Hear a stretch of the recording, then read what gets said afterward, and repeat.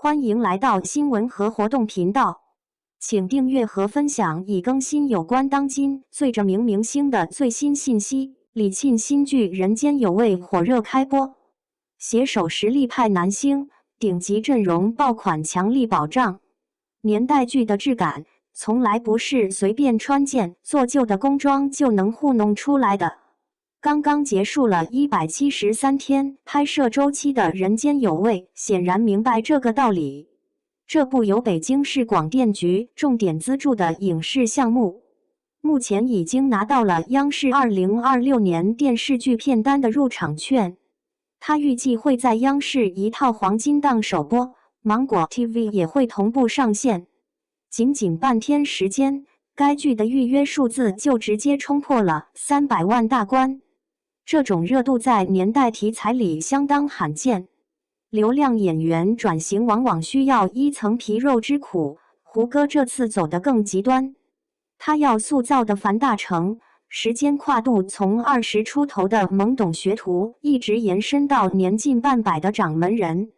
开机前3个月，他把自己关进了后厨，跟着全聚德的非遗传承人死磕手艺。为了达到闭眼也能精准切出108片烤鸭的境界，他硬是减掉了12斤体重。正如胡歌自己所言，手上磨出的茧子就是最好的道具。这种近乎自残的沉浸方式，确实是打破表演瓶颈的最快途径。李沁的改变同样彻底，他这次完全剥离了以往古装剧里的精致感。他饰演的杨雨竹，轨迹是从后厨洗碗妹一路摸爬滚打成为独立美食家，全程不带任何妆造滤镜素颜上阵。为了贴合90年代北京大妞的设定，他不仅重新掌握了其28大杠的技能，还专门去学了算盘和仗与非遗剪纸。当路透画面里他和胡歌骑着同一辆旧自行车穿梭在胡同里时，那种浑然天成的年代气息扑面而来。网友给出的1秒入戏评价，是对这种去滤镜化表演的最直接肯定。这两人的首次搭档，避开了偶像剧的舒适区，直接扎进了一家北京百年老字号的沉浮实里。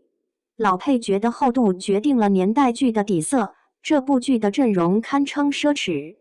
国家1级演员何冰出演师傅杨岳军，一个把灵魂都刻在灶台上的老派手艺人。网传在拍摄一场涉及内心剧烈波动的戏份时，他仅仅依靠眼神变化和撒出茶汤时颤抖的双手，就征服了片场所有人。据说那个镜头拍完后，全场自发响起了长达10分钟的掌声。刘佩琦则化身为极致坚守的烤鸭匠人葛青。这些戏骨的存在，就像是定海神针，把整部剧的表演基准线拉到了一个极高的位置。中生代演员的配置同样没有短板，甚至还藏着一波强烈的回忆杀。杨烁扮演的大师兄冯秉革是个死守规矩的复杂角色，白羽帆拿到了刀工出神入化的二师兄石玉明，杨采钰则饰演极具商业头脑的徐浅吟。最让人唏嘘的选角，莫过于谢君豪的加盟。自从当年那部《仙剑奇侠传》之后，李逍遥与九剑仙的师徒组合终于在另一套江湖体系里重新聚首。这种跨越岁月的重逢，本身就是绝佳的情感营销点。黄磊这次坐在监视器后面，距离他上一次执导电视剧《似水年华》已经过去了整整18年。这位经常在综艺里展示厨艺的导演，把对餐饮的执念全砸进了剧组的硬件里。剧方斥巨资搭建了一个面积高达16000平方米的实景棚。从90年代青砖灰瓦的北京四合院，到百年老店万堂居的后厨，全部按照1:1的比例还原。墙上的斑驳海报和灶台四周的油污都被精心做旧。他们甚至跑去潘家园淘换泛黄的老菜单。这种对细节的偏执，是构建时代沉浸感的基础。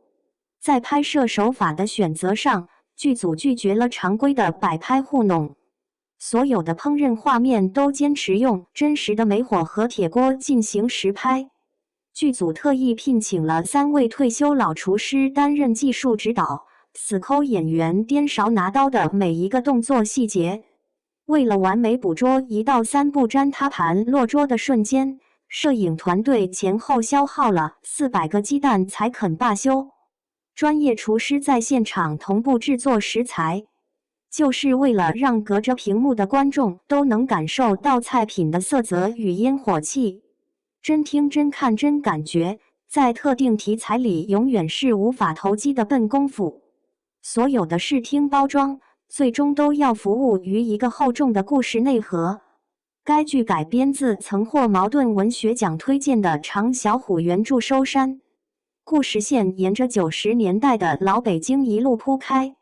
百年饭庄万堂居的掌门人杨月军，因为一道黄河鲤鱼破格收下了樊大成。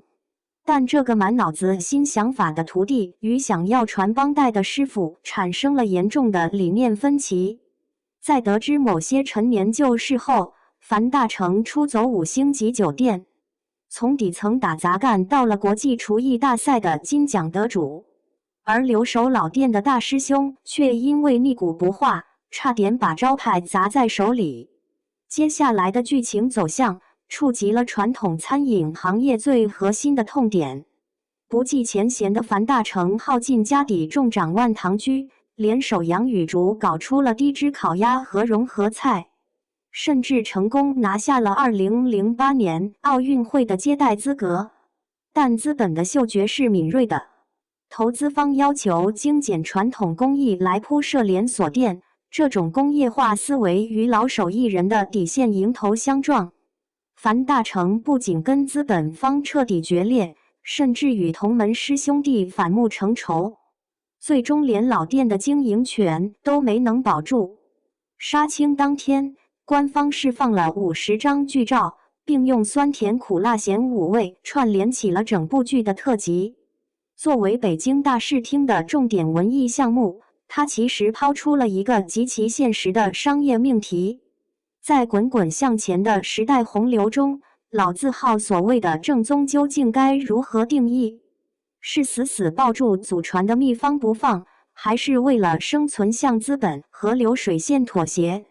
剧里没有打算给出标准答案，它只是把2代人的挣扎与取舍全都端上了灶台。至于这桌席的味道如何，只能等正式开播后由市场来品评了。